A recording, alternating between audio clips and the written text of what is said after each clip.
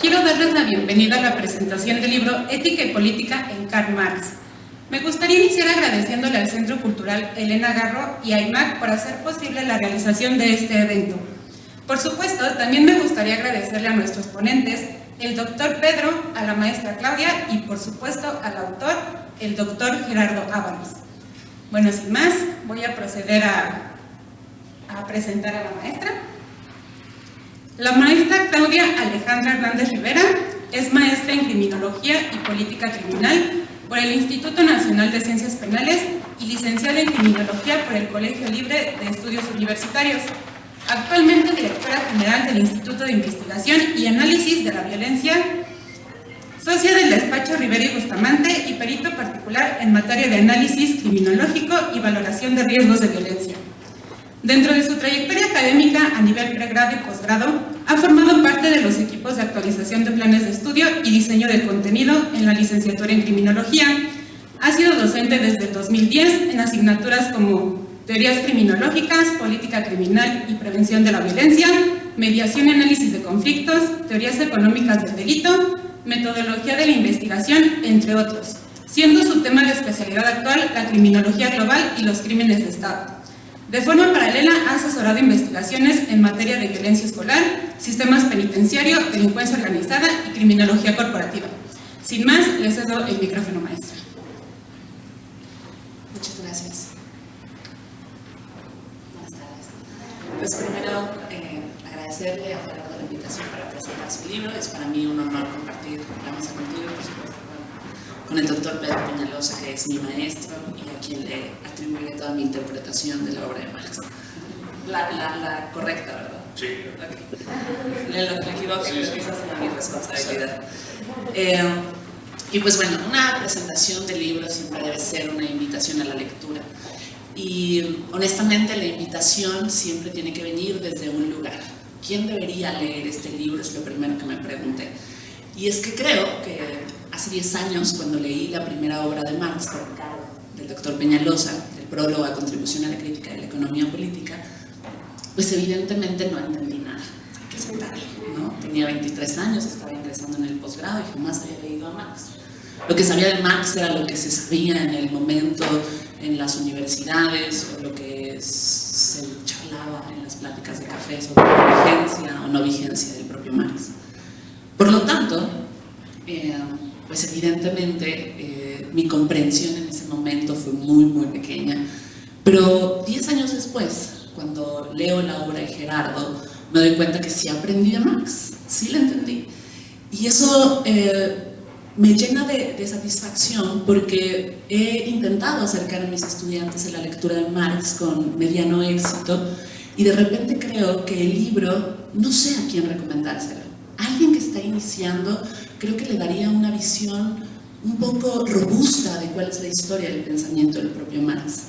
Por ejemplo, en el capítulo en donde Gerardo nos explica la forma en la que se transformó la organización del capital, tuve que hacer una línea de tiempo para entender esa transformación, los conceptos, cómo se integraron, por qué los temas se cambiaron, por qué se redujeron los tomos.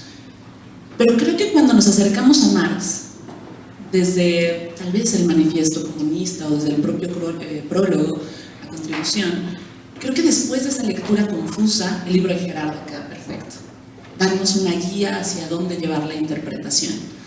Y entonces, para invitarlos a la lectura, me he propuesto retomar algunos puntos. Primero, como les decía, hace 10 años leí mi primera obra de Marx por encargo y evidentemente en aquella clase en donde teníamos que hablar del tema, pues no tenía la menor idea de lo que se hablaba. Supongo, o no recuerdo al pobre mortal que le tocó exponer ese tema, pero supongo que le arrebataste la palabra y entonces lo explicó el doctor Peñalosa y entonces entró un poco la comprensión del mundo. Y es que en los primeros capítulos del libro, cuando Gerardo hace referencia al efecto que tuvo Hegel en Marx, es un efecto en el que me sentí identificada. Somos producto de la palabra de nuestros maestros. De manera consciente o inconsciente, reproducimos lo que dicen para confirmar o para contradecirlo. Y eso es algo que es inevitable cuando pasan los años. Te miras ahí, en el discurso, repitiendo las frases, entendiendo el mundo de la misma manera. Y para mí es totalmente apabullante saberme repitiendo las frases que leí y las formas en las que las entendí. Por lo tanto, mirar a Marx desde Hegel me permitió entender, uno, cómo el propio Marx había recuperado un Hegel que se había mitificado, un Hegel que estaba queriendo ser olvidado y que él recupera para decir, retomémoslo como base y entonces comprendamos la dialéctica otra vez. La relación que tenemos con nuestros alumnos, y es que yo llevo 12 años siendo maestra, es una relación que se presta a la interpretación de lo que decimos. Es por eso que también el texto de Gerardo nos recuerda que la interpretación simplista y dogmática de lo que dicen nuestros maestros no vale la pena, como con Marx.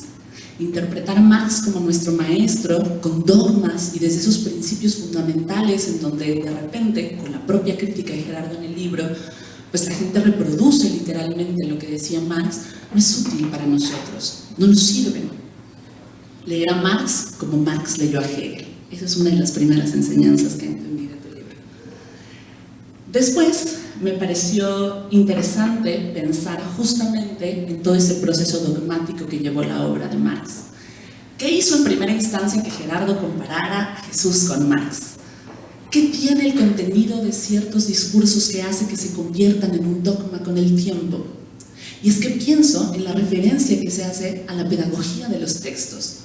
Es decir, el texto tenía que ser pedagógico porque estaba instalado para educar, para enseñar a una clase proletaria, educarlos en la revolución. Y en esa medida, simplificar nuestras ideas, supongo que fue una de las sustancias que llevó a convertir las ideas marxistas en dogma. Claro, comparto con el autor que Marx no tuvo la culpa de lo que se hizo con sus ideas, como tampoco Jesús supongo que lo tuvo en algún momento. El dogma, entonces, se convierte en una forma en la que materializamos esas ideas de los autores y la forma en la que de manera muy simple tratamos de entender el mundo. Y entonces me pregunto algo. Esto es lo que nos quejamos los maestros hoy en día, de las formas simplistas en las que los estudiantes quieren entender a los autores, no es un problema actual, parece que es un problema desde siempre. Una de las cosas más importantes y por las cuales los invito a leer el libro de Gerardo es justamente la recuperación de la ética. Y es que leer a Marx, en contraste con Kant, por ejemplo, me hizo pensar justamente en eso que señala Gerardo. El capital es al final del día una relación social. Y entonces sale de las categorías económicas y sube a las categorías filosóficas. Y es justamente en ese análisis la recuperación del Marx que tenemos que estar leyendo hoy en día. De esas interpretaciones, de esas formas en las que nosotros somos capaces de comprender nuestro mundo actual con un Marx que hay que criticar a veces y que hay que aceptar en otras. Y me importa porque al final del día la revolución a la que aclama Marx, con base en el análisis de Gerardo, es una revolución emancipatoria, de una emancipación de lo humano, pero una emancipación de lo humano distinta, no la emancipación individualista que ensalzan las banderas de los derechos humanos y de algunas agrupaciones que hoy en día pues solo están ahí para generar público. Esta emancipación habla de una emancipación desde el trabajo como la categoría central, el trabajo desde su valorización por el tiempo que invertimos en él. Y eso es una de las cosas impresionantes, porque entender el mundo en función del tiempo que invertimos e entender el intercambio desde ahí es uno de los mensajes más valiosos del autor, de Marx y por supuesto de la interpretación de Gerardo. De las cosas interesantes también es justamente que cuando se me presenta el libro, cuando lo empecé a leer, decía la ética en Marx. ¿Cuál ética? No recuerdo haber leído nada sobre la ética en Marx, y es que la ética se extrae del análisis. Y la libertad que estaba señalando Marx en las personas, era la libertad que les permitiría la revolución. Y a partir de eso, entonces, ya no gozamos de una doctrina dogmática que hay que seguir. No tenemos el modelo de lucha de clase como un modelo que se replica para explicar todos los conflictos humanos. Abandonamos el dogma y nos abrimos a las categorías filosóficas. Entender el mundo desde el trabajo, entender el mundo desde el capital. Y de las cosas más interesantes, no sé cuánto tiempo llevo, pero de seguro preparé menos el que tengo. De las cosas interesantes es que cuando llegué al tema del Estado, me pareció contundente, porque justo de eso se supone que hablo de los crímenes de Estado. Y últimamente, que hemos estado escribiendo escribiendo al respecto y pensando sobre los crímenes de Estado desde la criminología, es imposible pensar el Estado como si fuera ahí una organización política independiente del capital, independiente de cómo se mueve el trabajo, independiente de la economía.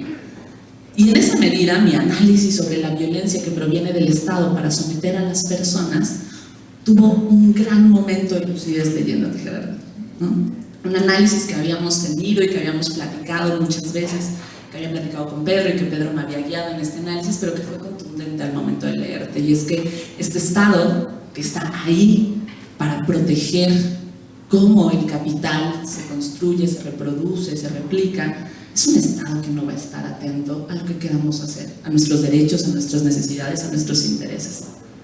Es mentirosa la idea de que nuestras exigencias al Estado se materialicen. Suena entonces bastante obvio que los crímenes de Estado se sistematicen, que se aumente la violencia, que se reprima a la gente, que se callen a los periodistas, que no se permita la publicación de la crítica, porque los Estados no están para eso, no están para reivindicar los derechos, son los Estados vinculados a este sistema económico. Y entonces nos damos cuenta de otro Marx, y creo que la lectura de Ética y Política en Karl Marx me permitió recuperar esa esencia analítica, ese momento en el que leía Marx y creí que entonces empezaba a entender cómo funcionaba el mundo hace 10 años. Y que cada vez que se me presentan las explicaciones cotidianas de los crímenes de Estado suceden porque hay grandes dictadores malévolos que quieren instaurar sus órdenes, psicópatas enloquecidos, pues no tiene sentido. Marx resulta incómodo todo el tiempo. Y la lectura hegeliana de Marx, doble, ¿no? Resulta molesto, resulta triste, resulta desamparador.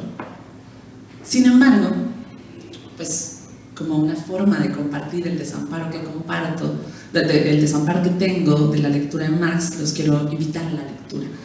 Invitar a que puedan primero iniciarse en Marx, segundo, que revisen el libro de Gerardo, y tercero, que puedan a través de los lentes marxistas entender los problemas que hoy sobreviven en nosotros, los problemas de la violencia, los problemas sociales que están presentes todo el tiempo y las discusiones que a veces son poco prósperas y aquellas que resultan más profundas cuando nos sentamos unos minutos a releer nuestra realidad. Le agradezco muchísimo a Gerardo, le agradezco muchísimo a Pedro el honor de compartir la mesa y muchísimas gracias a todos.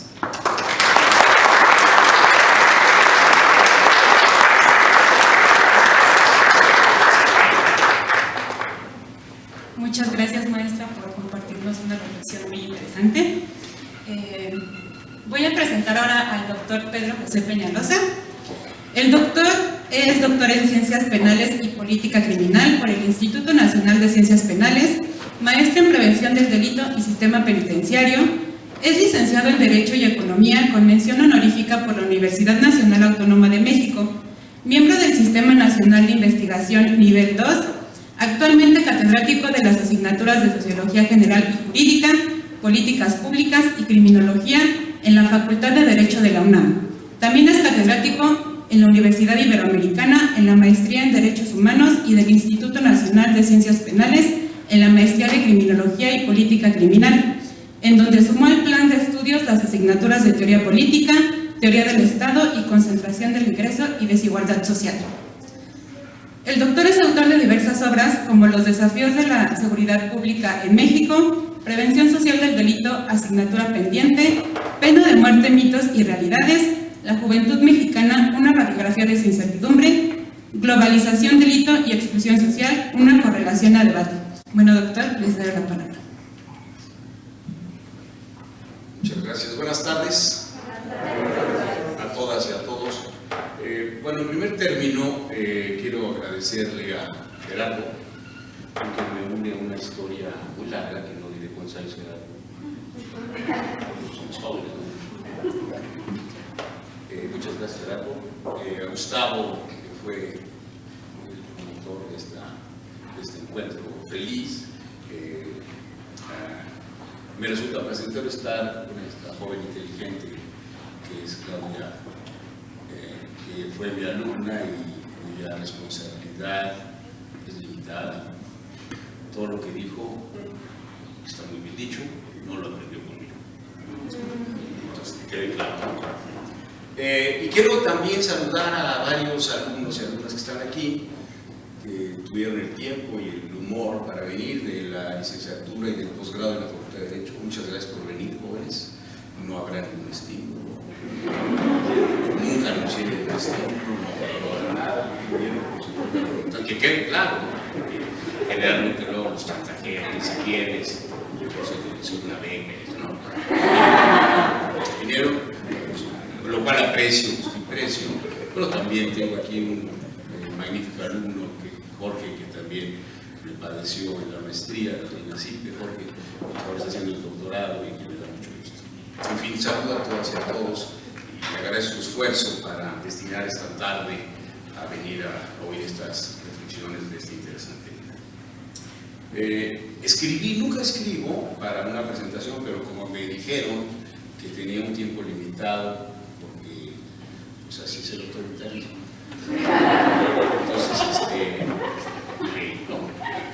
Entonces, preparé unas notas.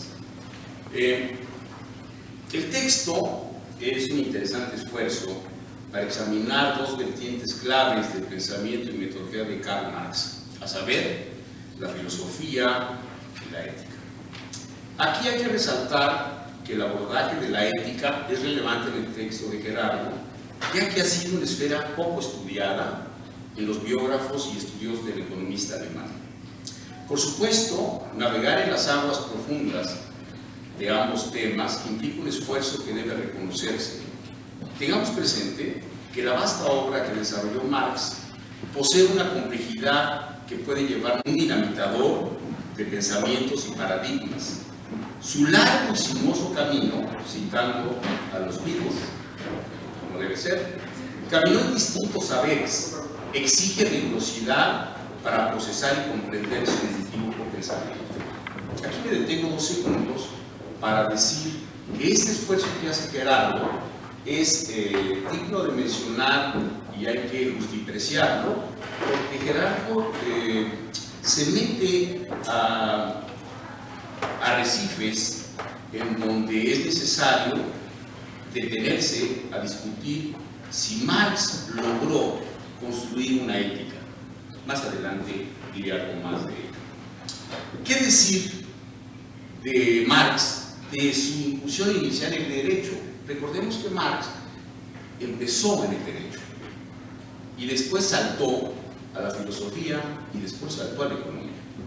Esta visión multidisciplinaria que tanto deben tener los alumnos y que siempre les recomiendo que no estudien solo una carrera, sino que estudien muchos libros y que si se titulan bien y si no también, estudien muchas cosas.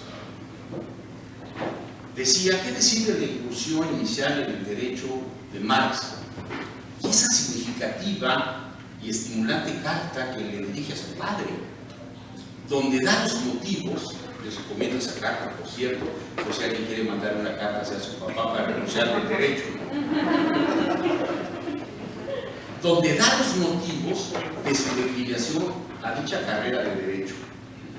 Y su salto a la filosofía, este maravilloso salto a mi juicio, con toda la polémica que provocó en sus textos, y esa espesa, digo yo, tesis doctoral, vean el título, que es un tema concretísimo, diferencia entre la filosofía de la naturaleza de Demócrito y de Epicuro.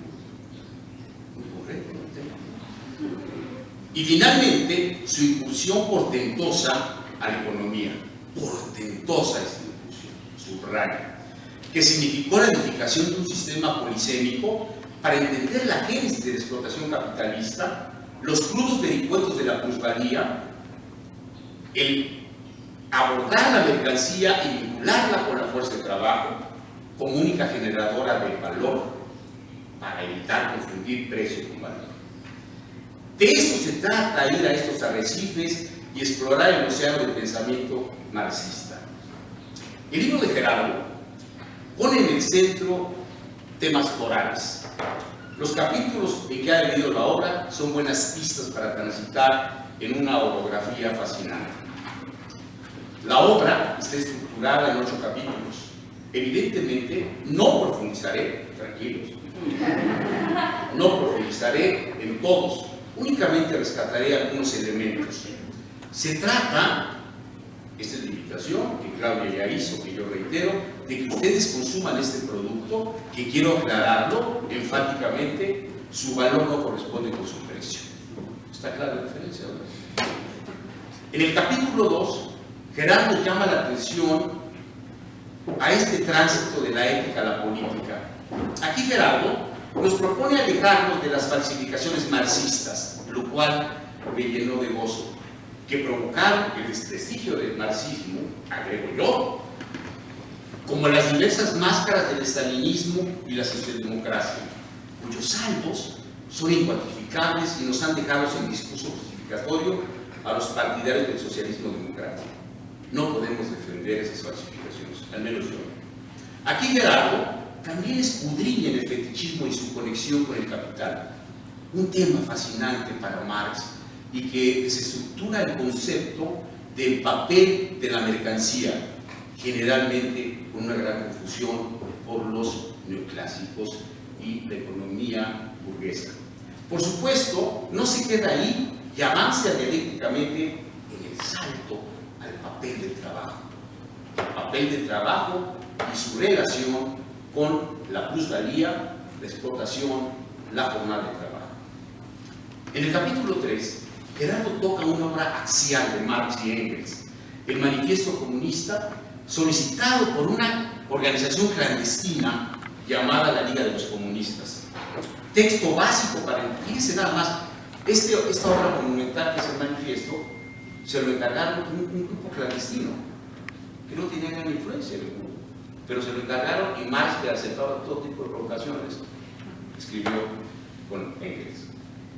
Este texto es básico para entender, y lo hace pedagógicamente, el sentido humano profundo de un nuevo mundo social que proponía Marx y Engels. Claro, este texto es solo una exposición inicial, y sí hay que verlo para no atorarnos y no caminar en círculos ni de agobio. El prólogo a la contribución de la crítica de la economía política, la crítica al programa de Gotha, la primera parte de la ideología alemana, entre otros, como lo recuerda Gerardo. Este es el contexto del manifiesto. En el capítulo 5 hay un tema crucial, también como los anteriores, para comprender un tema toral. Me refiero al Estado, que ya Claudia inició un tema que la trae de cabeza, el tema del Estado, y su papel en la dominación. Subrayo, el Estado y su papel en la dominación de las clases dominantes y su injerencia en la vida de las clases subalternas, diría Gramsci. No se puede prestar a confusiones la génesis del Estado. Aquí sí soy yo contundente. Gerardo nos plantea la visión diversa de Marx en este tema, desde el manifiesto. Pero yo digo, y les pregunto, la pregunta básica de la teoría política marxiana es: ¿cómo surge el Estado? Es una pregunta que todos debemos hacernos, y seguramente ustedes lo hacen en su vida cotidiana, en su vida académica.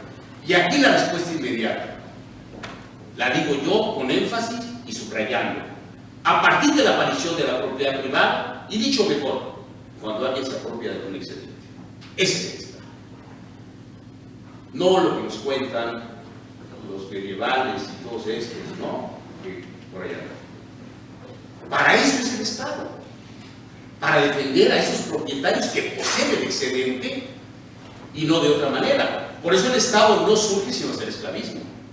No está en el comunismo primitivo, como ya nos lo contó Engels en su maravilloso libro que ustedes deben haber leído o deben leer, que es el papel del hombre en la transformación de la propiedad privada. Eso deben leer. Ahí lo explica Engels muy bien. Para eso es el Estado, para proteger esa minoría, para lograr que esa minoría tenga la protección de la fuerza represiva de ese Estado. Pero me detengo 2 segundos. Cuidado, el Estado no solo es una fuerza represiva. No caigamos en ese gatito. Para eso existe la ideología. Sí, esta idea que se tiene de que el Estado es una fuerza represiva, o aquella frase que dijo Engels en la primera fase de su formación con Marx, de que el Estado era un grupo de hombres armados. No. Cuidado, Engels, diría yo, si estuviera aquí. No. Creo que no va a venir. Entonces, Engels dijo eso, pero no. Después corrigió Engels, muy bien. Pero, ojo, no es el Estado, por favor, un Estado, un instrumento represivo. Para eso está la ideología. Y para eso tenemos que recordar a Gramsci, que tantas enseñanzas nos dio y nos ha dado Gramsci en torno al papel de la llamada superestructura. Gramsci está en nuestra conversación. Y Gramsci tuvo este matiz de diferencia con Marx, que todos debemos recordar, o tener, o refrescar, en torno a cuál es el papel de la ideología, el papel del control, el papel, etcétera, etcétera, frente a la llamada infraestructura de los medios de producción. Y una pregunta que surge de ese gran tema, el Estado, que nos apasiona a muchos, ¿se puede edificar, la pregunta que yo hago esta tarde, ¿se puede edificar un capitalismo justo? Hay muchas cosas que dicen que sí. Yo digo que no. Piketty y otros andan diciendo que sí. No diré nombres para evitar que los expulsen de este lugar. Ya Gerardo, en el capítulo 7, página 134, alude a las corrientes posmodernas, conservadoras y liberales que aprovecharon la declinación del estudio de Marx a partir de 1990 para, dice Gerardo, presentarnos la única opción era reformar el capitalismo. Cuando en los 90 Marx tiene un declive en su estudio, las corrientes socialdemócratas y liberales dijeron, Marx ya murió, lo que sigue ahora es reformar el capitalismo, hacerlo más justo. Miren, la burguesía tiene que ganar, tiene que obtener ganancias razonables, en fin, ¿no? Todo eso ustedes escuchan de ahí. El capítulo 8, que es el final, que tiene un título bastante refrescante, digo yo, dice Gerardo, el socialismo ético.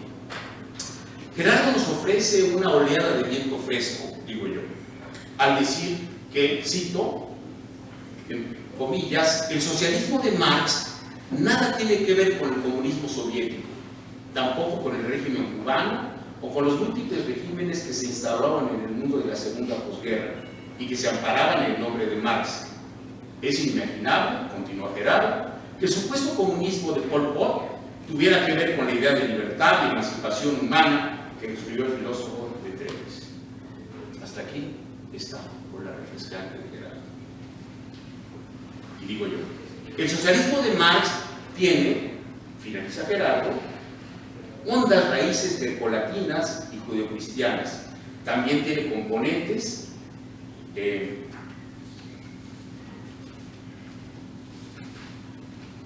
naturalistas. Para su gran influjo moderno vino de Kant, de Fichte, de Schelling y de Hegel. No podía faltar Hegel en una obra de Gerardo. No sé.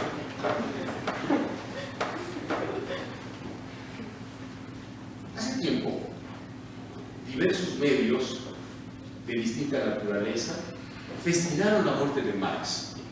Y no solo física, sino también de sus ideas y hasta de sus textos. Pero quiero decirles algunos datos para aquellos enterradores de Marx. Los datos disponibles muestran que la edición alemana del Capital ha triplicado sus ventas. En Japón van bien sus ventas, muy bien. La revista Time dice de Marx lo siguiente: el rascacielos que en la niebla sobresale por encima del resto. Time. Hasta en Wall Street. Wall Street. Han gritado que Marx tenía razón. Pero, en el fondo, estas apreciaciones de Wall Street, del Banco Mundial y de los economistas burgueses, lo que están haciendo es banalizar mediáticamente la obra de Marx, convirtiéndolo en inofensivo, en quien quería sembrar dragones, comillas, nos recuerda el gran Daniel Ben-Saïd. El mensaje que se esparce por estas corrientes burguesas y socialdemócratas es que deberíamos quedarnos con un Marx, pero sin comunismo. un Marx sin revolución, con un Marx académicamente correcto y que aplauda a los alumnos. Digo yo, tributos de hipócritas y defensores del capitalismo. Hoy, el capitalismo todo lo convierte en mercado, las cosas, los servicios, el saber y el vivir, y que también universaliza y privatiza los bienes comunes de la humanidad, hoy más restaurada. Hay una lección que es importante señalar esta tarde, y que digo yo que Marx vive, y no porque esta es una sesión espiritista, no lo es, creo. Cada vez, jóvenes, compañeros y compañeras, cada vez que hay una crisis en el funcionamiento capitalista, emerge Marx. Cada vez que los ciclos de la economía capitalista estallan o que el modelo de acumulación capitalista tiene problemas, Marx lo vive.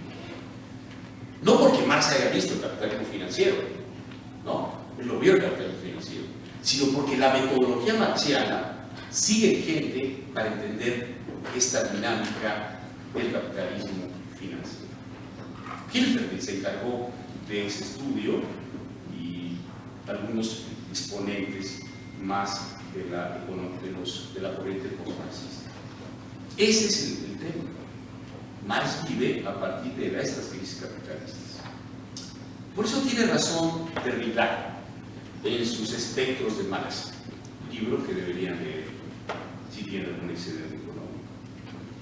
Quien señala que, dice Derrida, no hay porvenir sin Marx. No hay porvenir sin Marx, dice Derrida. Y sí, pero no el Marx triunfador en las clases universitarias, no el Marx sin revolución, no el Marx no comunista, no, el Marx crítico, el Marx radical, el Marx reacio a toda ortodoxia y a toda mojigatería doctrinal. El Marx siempre listo para el debate profundo y duro. En síntesis, volviendo al libro de Gerardo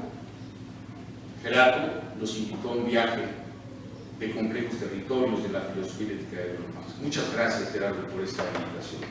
La meseta, desde donde se analiza la obra del revolucionario alemán, nada tiene que ver con capillas ni catedrales. Por eso sostengo y reitero, y hay que repetirlo y decirlo fuerte y quedito, que tenemos que ver a Marx como lo que fue, el principal desestructurador del sistema capitalista. Su método y enseñanzas siguen vigentes. Pero cuidado con santificarlo, cuidado, nada de eso, es una iglesia, prohibido.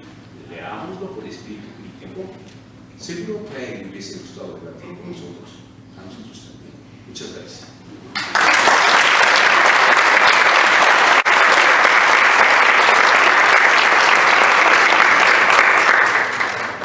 Muchas gracias, doctor, por su interesante ponencia. Nos deja mucho que pensar definitivamente. Y por último, voy a presentar al autor del libro, al doctor Gerardo Ábalos Tenorio. Él es licenciado, maestro y doctor en Ciencia Política por la Universidad Nacional Autónoma de México, profesor investigador titular de tiempo completo, adscrito al Departamento de Relaciones Sociales de la Universidad Autónoma Metropolitana, Unidad Xochimilco, desde 1989. Posee una especialidad en psicoanálisis. Fue profesor de asignatura Economía Política 1, 2 y 3 y Teoría Social 1 en la Facultad de Ciencias Políticas y Sociales de la UNAM de 1987 a 1997. Es miembro del Sistema Nacional de Investigadores Nivel 2. Ha impartido diplomados para instancias electorales y gubernamentales sobre teoría política, ética gubernativa, administración pública para la igualdad, análisis político, ciudadanía y democracia. Impartió los módulos Ética Pública y Liderazgo Político y Psicología de Liderazgo en la Maestría en Política y Administración Pública en el Instituto Estatal de Administración Pública del Estado de Tabasco. Entre sus más recientes libros podemos encontrar Ética y Política para Tiempos Violentos, Hegel Actual, La Paciencia de lo Negativo, Una segunda edición corregida y aumentada de El monarca, el ciudadano y el excluido, hacia una crítica de lo político y, por supuesto, ética y política en Karl Marx. Doctor, le cedo el micrófono. Muchas gracias. Muchísimas gracias a los organizadores, en especial a IMAC, a Gustavo Nava, al Centro Elena Garro, ¿verdad? No voy a mencionar a otra persona. Y bueno, a las generosas presentaciones de Claudia y de Pedro Peñalosa. También a la moderación de Luz. Y por supuesto la presencia, no me atrevería a decir pospandémica, porque ya cuando estamos cantando Victoria no vaya a pasar que venga otra ola, pero creo que estamos en este momento muchísimo más tranquilos y realmente extrañábamos muchísimo una presentación como esta, otra vez presencial. La verdad es que sí, la esperaba con cierta ansiedad, por supuesto, y realmente lo extrañaba, así que les agradezco muchísimo que se hayan venido para acá este jueves, ¿no? A los alumnos de Derecho, a los alumnos de Izquierdo, del doctorado de Ciencias Sociales, a algunos queridos amigos etcétera. No va a haber estímulo tampoco, ¿no? Pero es que vienen juntos en una camioneta y se sientan juntitos, además. Entonces, bueno, no, muchísimas gracias por hacer posible que nos hayamos reunido para presentar este libro. Bueno, ¿por qué es necesario un libro más de Marx? Que no hay suficientes en el mercado.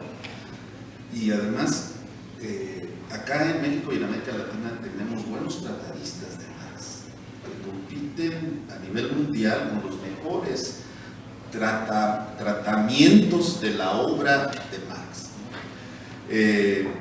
Y han escrito varios volúmenes, ¿no? Que obviamente corresponden al interés histórico de la obra de Marx, de la cual se está haciendo una nueva traducción crítica, una nueva edición crítica de donde vienen las traducciones, ¿no? En 122 volúmenes, en 114 volúmenes, 114 tomos en 122 volúmenes, en alemán.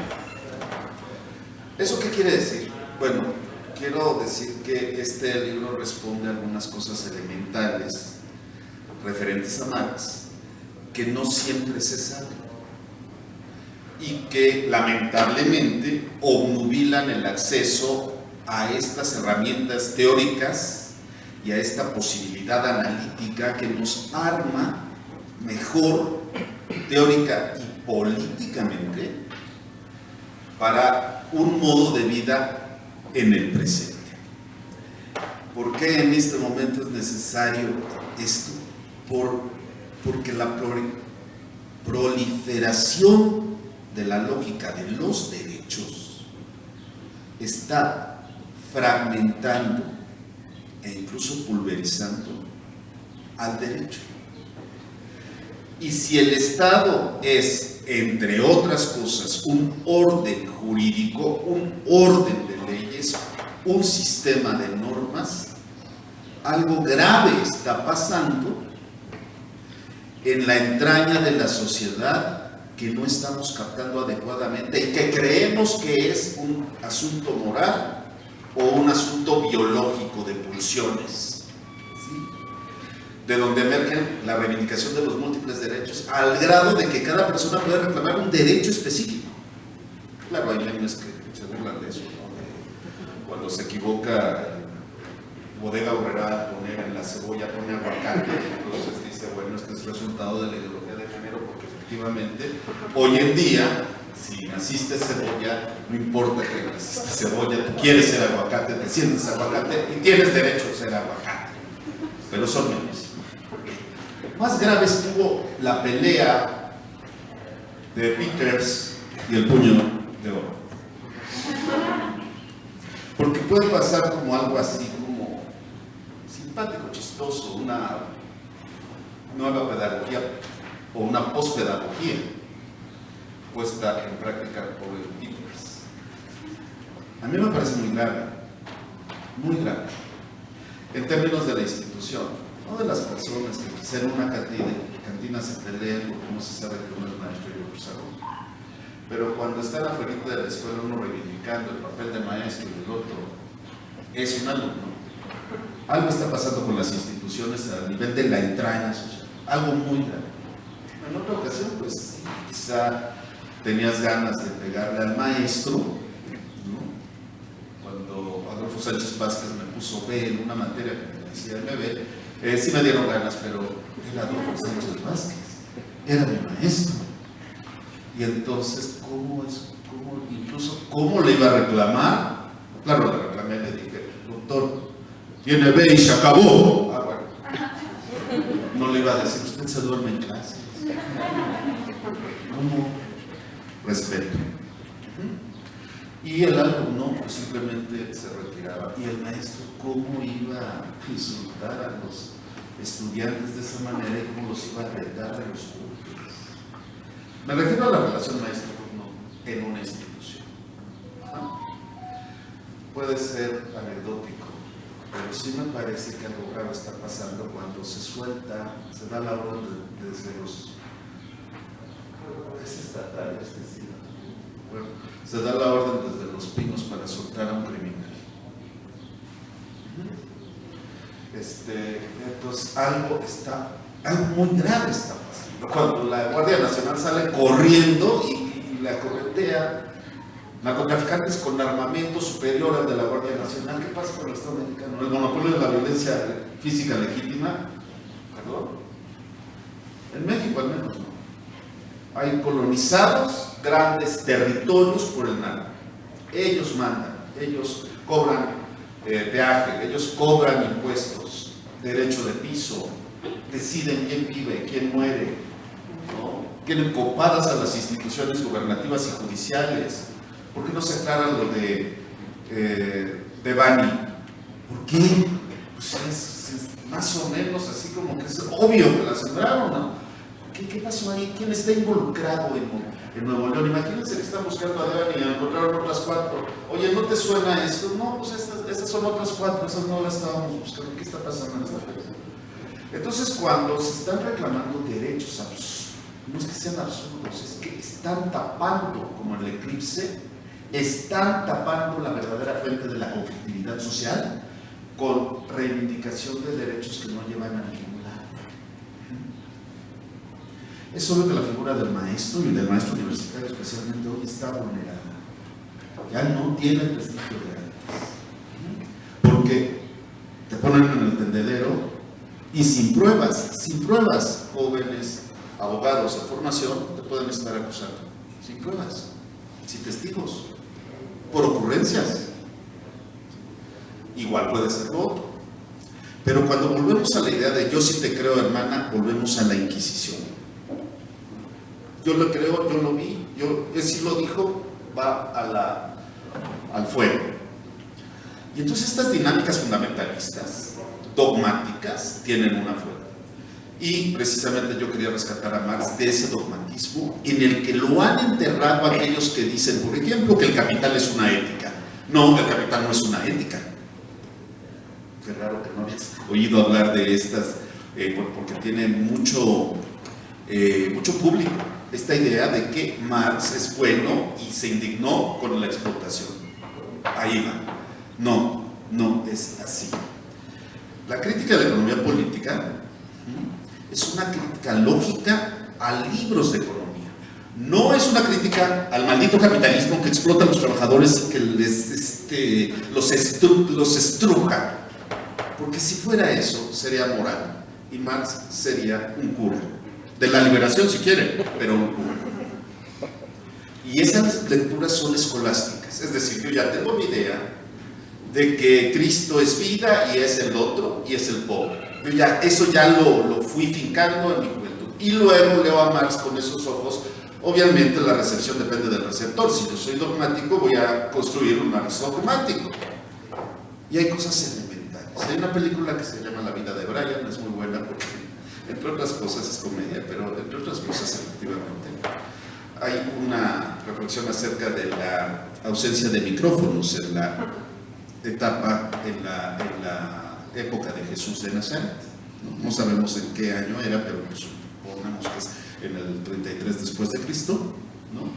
Con lo que tendría que haber nacido primero Cristo y luego, en fin, ahí hay el problema, evidentemente, retroactivo de poder que determina que sea antes de Cristo y después de Cristo. El caso es que no hay micrófonos, y entonces en el Sermón de la Montaña, ¿cómo le hizo para llegar a tantas personas a los que les había reproducido el vino y los peces, ¿no?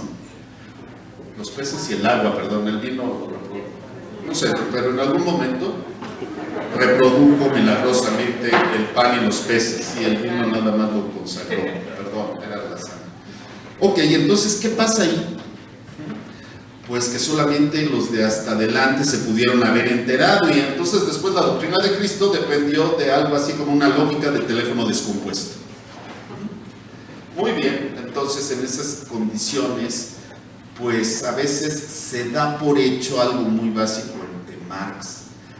Marx en realidad no hizo una teoría sociológica ni una crítica sociológica al capitalismo.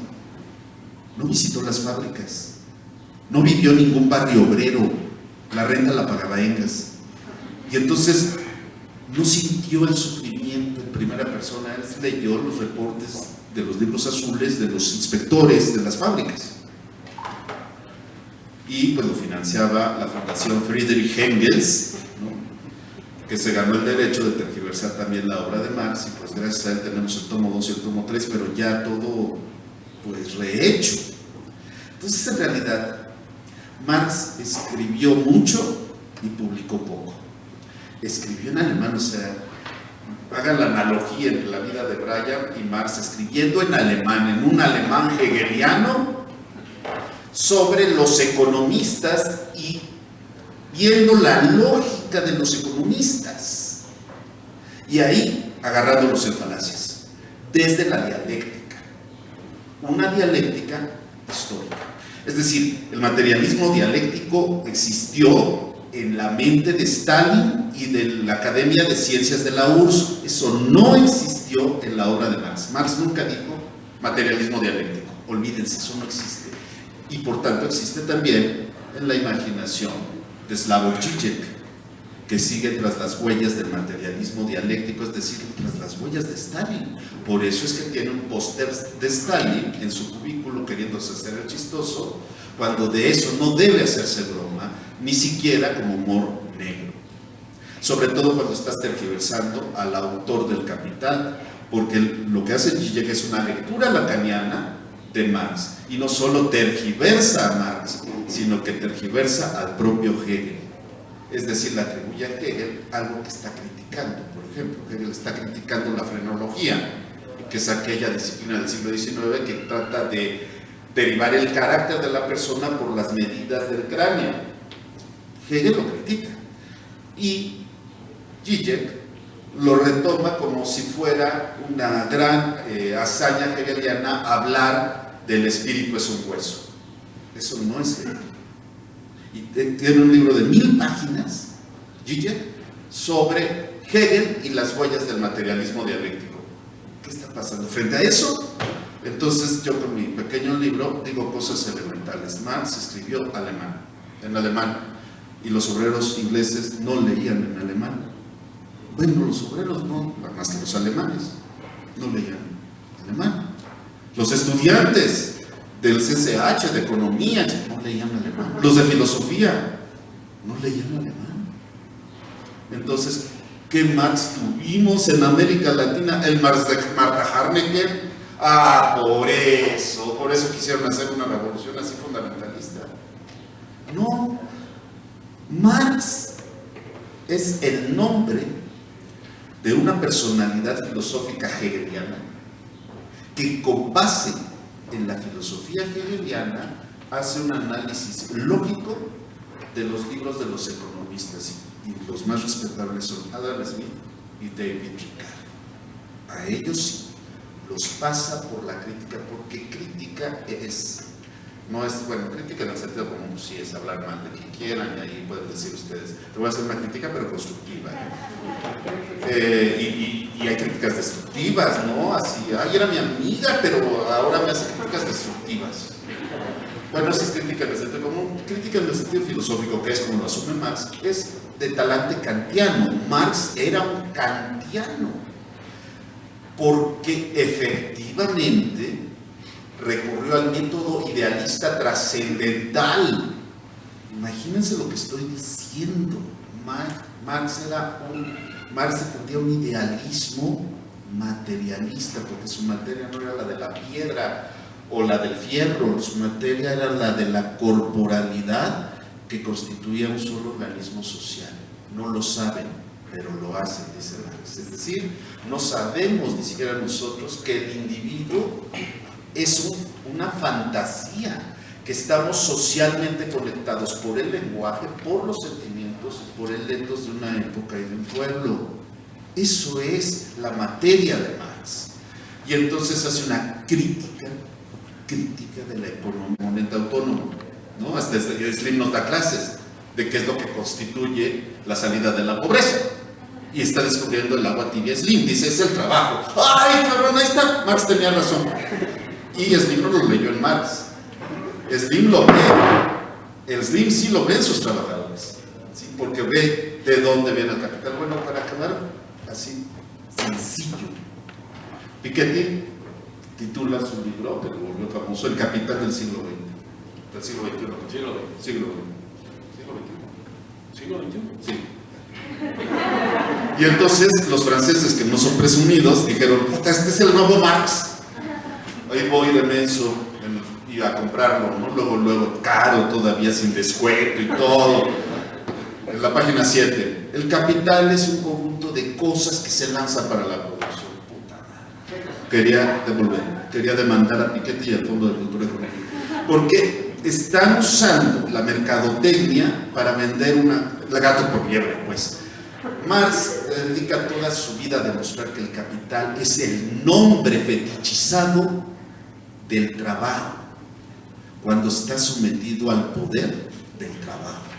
Es decir, tenemos una sustancia que se llama trabajo y que al volverse en contra suya se llama capital.